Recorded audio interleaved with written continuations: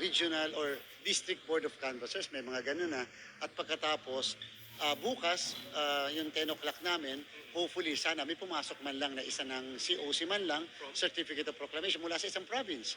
O kaya katulad kanina, nakita natin, nakauna-una nag-transmit Batanes, 100%.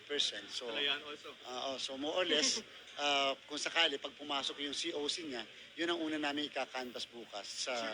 Yung tansya po natin na pwede na tayo mag-proclaim ng mga winning senators, hindi na kayo maghahati. Ibig sabihin, you have to wait for the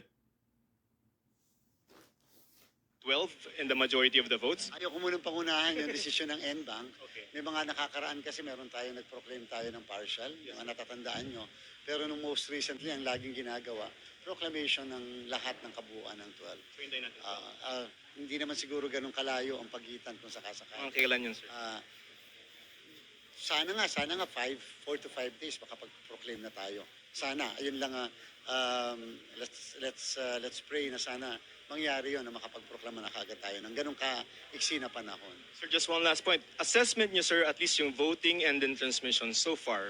Ito naman po yung pinipredict natin na mabilis ang transmission kasi nga naka 5G technology doon sa mga lugar katulad ng Batanes, katulad ng Kalayaan Island.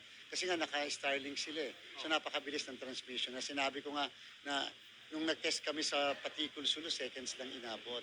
And dahil doon, sa seconds na yan,